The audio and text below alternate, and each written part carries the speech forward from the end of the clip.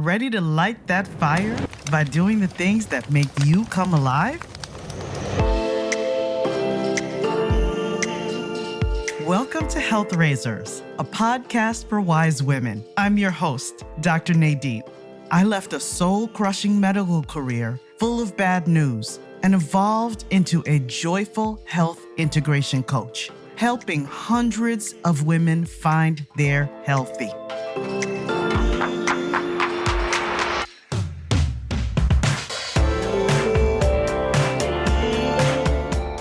You're more than your dress size. Stop putting up with toxic relationships, swallowing your true emotions, and sacrificing your mental health. Stop using your body as a battlefield. You're always giving. You deserve to put yourself first, not just for your sake, but for those you love. Wise women, let's make ourselves a priority right now. It's time to raise some health together. If you're ready to take the first step, visit npkhealthintegration.com and take the free questionnaire to assess where you are in your health journey right now. And if you're ready to take a bolder step into possibility with your health journey, email me at npk@npkhealthintegration.com to learn more about classes and coaching. Welcome my guest today, Vivian Shimoyama, a really remarkable, warm, generous woman. I'm fortunate to have on the show to talk about health today. Vivian is CEO of Shimoyama Enterprise, as well as an artist, entrepreneur, and advocate. Vivian, thank you so much for being here. Well, Nadine, it's such a pleasure. Thank you for inviting me. Marvelous. So let's get into it. I want to talk about what you think about health. So my first question for you is, when I say the phrase healthy woman, what comes to mind? You know, Nadine, I think that what you're doing with your podcasts and Health Raisers is really going to bring about a lot of awareness to people about their health. But also when I think about women, and I think about what I think about health, as what I look at is healthy in mind, body, and spirit. And so, you know, it isn't just one area. It is really three areas that we have to work on. And maybe it becomes second nature at some point in time, and you can help us with that through Health Raisers. But right now, sometimes it seems like there's so much work to be done when I think about three areas of mind, body, and spirit. Thank you for that. What do you do in your life? And maybe let's talk about your relationship. How has it evolved over time with your health in those three areas? Well, over time, you know, it's interesting because, you know, I always looked at health as a way that you physically are healthy. So it's about making sure that I eat well, which doesn't always happen, but it is making sure that I eat well, make sure that I have some kind of movement in my life. And really make sure that I physically take care of my body. And that was one aspect. But through time, the other parts that I've always looked at is, especially in all the work that I do, is making sure that my mind is sharp, that I'm a lifelong learner and I'm always learning something new. And so that's the mind aspect. But the other aspect is the spirit aspect. And it is really about building community, being around family, friends, those kinds of things that really touch your soul. So I consider that to be the spirit side of mind, body, and spirit. Okay, so you've described your relationship with your health being primarily focused on mind, body, and spirit over the years. Have any of those areas been particularly challenging at one time or another in your life? Well, I would say, you know, I've lived a lot of years. So maybe, yes, of course they have been. And, you know, what we try to do, or at least what I try to do, is make sure I'm paying attention to all of those areas. But, you know, as I travel quite a bit, I work really long hours. I'm involved in many aspects of my community that take a lot of energy. And so the idea of having especially your physical body healthy really helps. And many of us know that through COVID times, how much we had to pay attention to that. And then the other part of it is really making sure that, on the spirit side and the mind side is, as I mentioned to you, is I'm a lifelong learner, so I'm always curious and always learning new things. So yes, I would say to you is, I hope I answered your question. Is basically throughout life, those those three areas of my life have, as much as I've tried to make sure that they were in sync, meaning at their optimum levels, is, the sheer going through the motions of life means they're impacting one area or another. And so what I do find, what I have to draw on all the time, is I have to draw on inner strength. I have to also draw on silence sometimes, and also people, being around people that are positive and it energize you, because what it does is I do find being around positive energy really energizes all three areas of mind, body, and spirit. So you talk about community, and that's a great segue into another area I wanted to talk to you about, the balance or the relationship between community and health. How do you see that relationship in your life? Because you talked about it a little bit, and I'm curious to hear you expand upon that more. Well, what's interesting is I consider everything that I do a part of my life's work, and I've always been very purpose driven. And the part that community enters in is the work that we do, we don't do alone, or the life that we live, we don't do alone. Mm. At least that's what I found. Is I found that when we move forward in life, what we're doing is we're bringing people along with us. And the part that always relates to me in my life work is my life's work is around advancing women, girls, and people of color.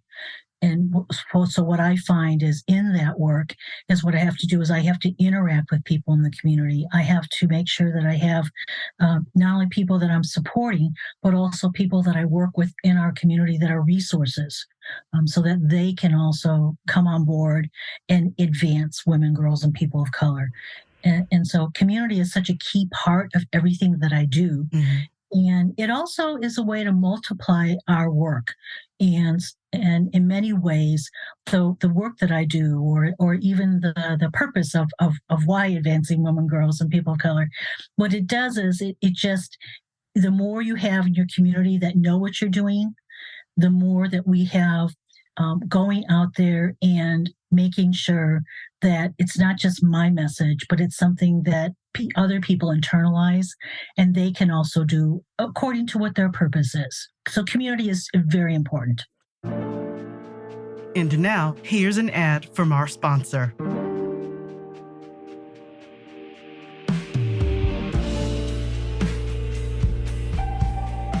In the mood for coffee, tea, yummy pastries, or cool swag? My friends at Infusco have got you covered. Infusco Coffee Roasters is a cozy neighborhood coffee joint in Sawyer and St. Joseph, Michigan. Infusco stands for a healthy community. They craft irresistible seasonal drinks, sourcing local artisans' products. The flavors shine from quality ingredients, and their beans are roasted on site.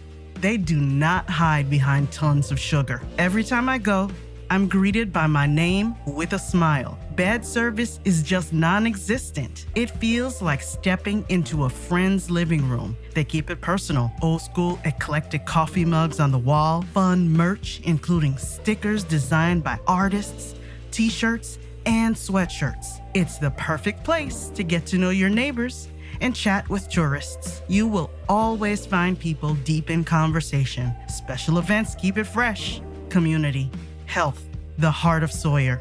That's Infusco. I hope to meet you there.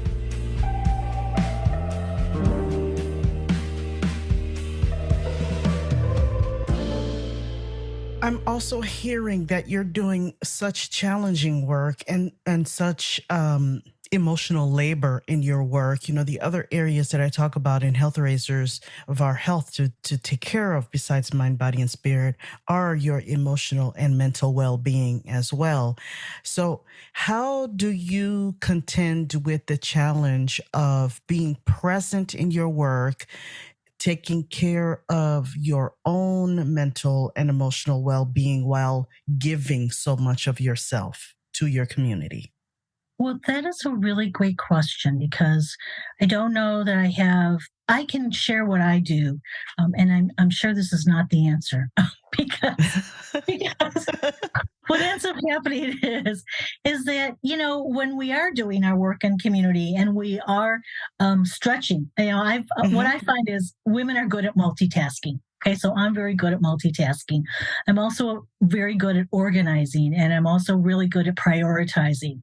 So those kinds of things help me in that emotional well-being, but it still doesn't stop me from not putting one too many things on my plate.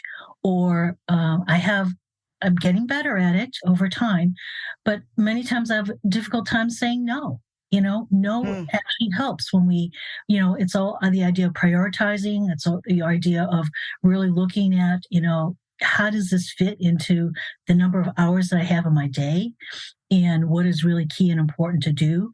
And so those kinds of things as we move through time and really understand ourselves. And that's what I found, understanding myself, not understanding limitations, but understanding how to make sure that, I was sharing with you, multiply our work through the fact that we do it not only ourselves, but do it through others. This is the way that we can actually energize not only ourselves, but we can also multiply the energy that we have to do many things.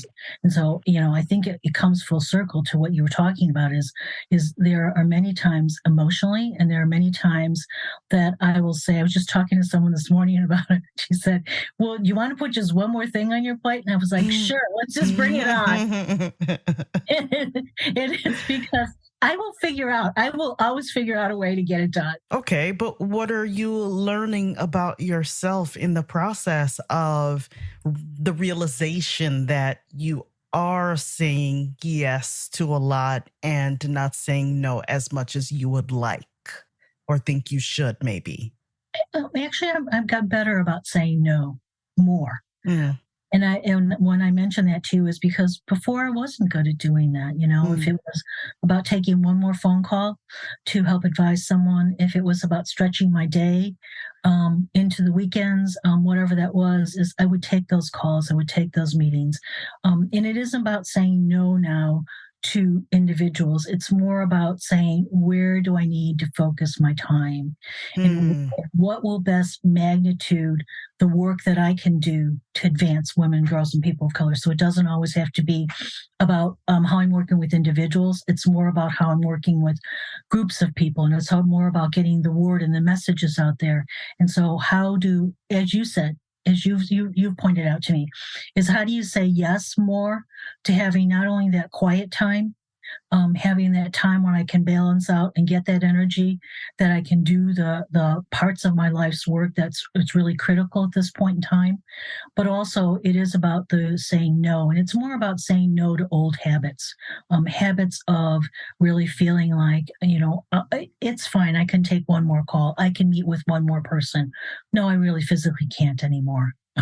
I need that quiet time. So it does sound to me like the act of really caring for yourself has become something that you're valuing more and willing to practice because you're finding the benefits of conserving your energy and applying your energy where it's most needed to be most important. Am I getting that right? Yes, I think the other thing too is that, as the years go on, when we're younger, we have endless energy. We really Hmm. do, Hmm. physically do. And so, doing the 24 hours, the 16 hours, or however many hours in your day it is that you find that you are at your limit, it's doable. It's very possible. Well, I'm on the other side of my life now. And while my mind might think I can physically do this, my physical body says you're tired. Mm, And mhm. so what I have to do is listen to those health cues, those cues that say, in order for me to physically stay healthy, I've got to take care of my physical self, as well as my mind can have all of these different projects, all of these different ways that I want to keep running and keep doing.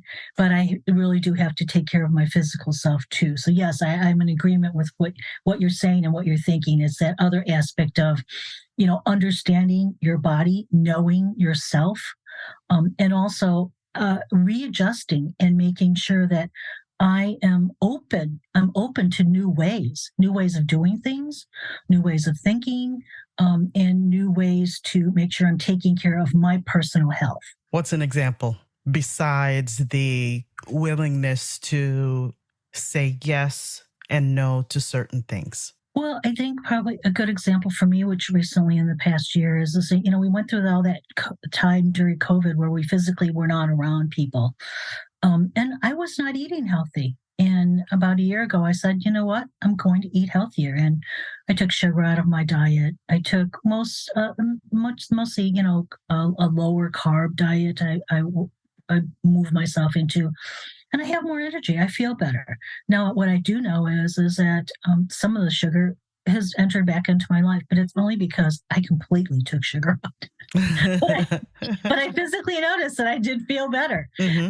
And so, when I said try new things, as someone had said to me, why don't you try doing some of these things and see if that works for you? And it does. So I think that, that's one of the things that I've done physically when I think about, looking at how do I look at making sure that my physical health is good. The other part of it is that, I've meditated over the many years. So this is not anything new to me, but I did find in the past several years, especially with all the change that's going on in our universe, is I found that I had to meditate even more. And so, those are the kinds of things that, when you start to see physically how that helps you. But I've always found I find an inner peaceful place when I'm meditating.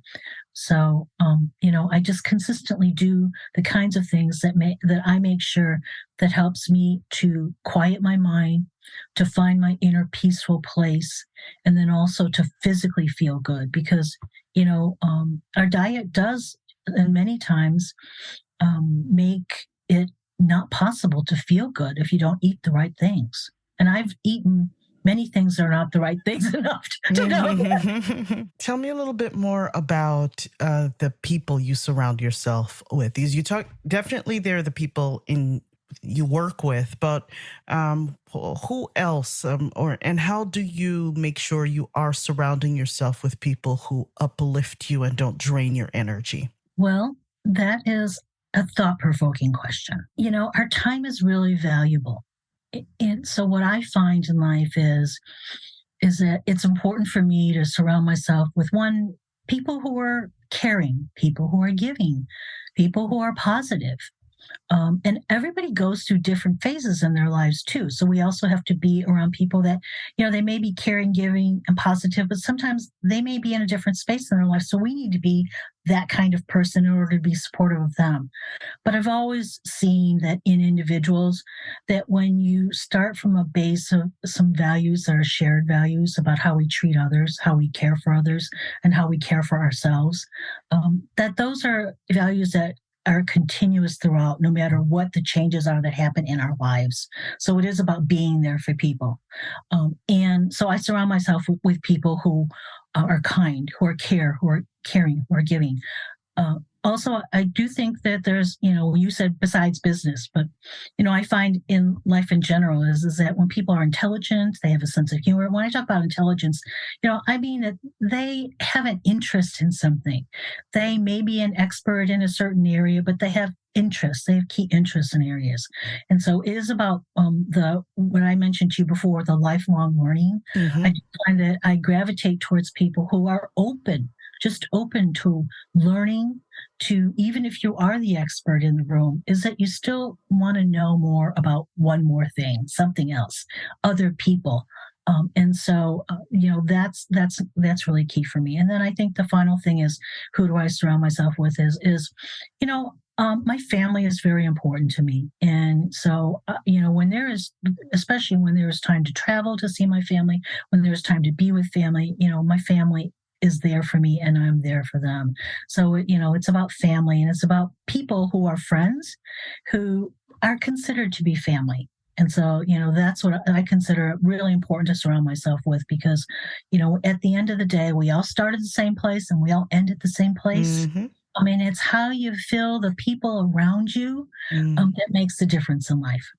Thank you so very much for everything you've shared. I have one last question for you. An invitation, rather. It's an invitation to ask a question or leave a thought-provoking question for the wise women in the virtual living room who are listening to this podcast. What would you ask her to consider about her health? I would say, Nadine, and especially because you said the wise women, I know you're going to have people from all walks of life and people from around the world that are going to be listening to your podcast. But I'll speak to the wise women right now.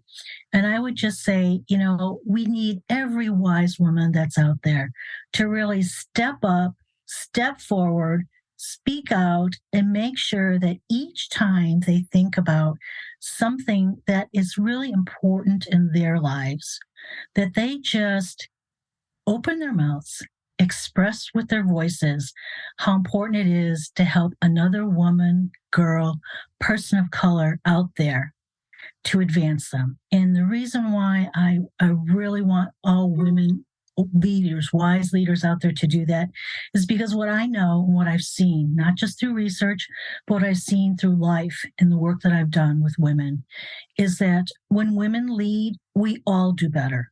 Every person does better in our communities. Every person does better around the world. And every person benefits from that leadership. So I want women to step out and lead, use their voices, and make those voices heard. And I'm so glad to have the opportunity to do that, Nadine, through your podcast. Thank you so much. And I guess I will tack on to that. Then, ladies, what's stopping you from doing what Vivian has so eloquently asked? Thank you, Vivian. Okay. Oh, you are very welcome. You're very welcome. I wish you and Health Raisers all the best. I'm really looking forward to doing the good work that you're doing to make sure that we can continue, right, to be healthy. Absolutely. And to do our good work together. So thank you, Nadine, so much for your time and your podcast that you're presenting to the world. Thank you.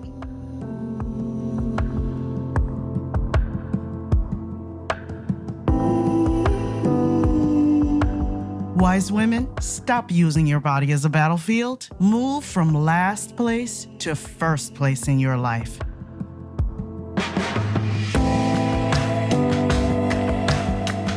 Let's raise health together. Take the first step and visit npkhealthintegration.com for a free health questionnaire. Ready for more? Email me at npk@npkhealthintegration.com to learn more about classes and coaching. And let's start a conversation.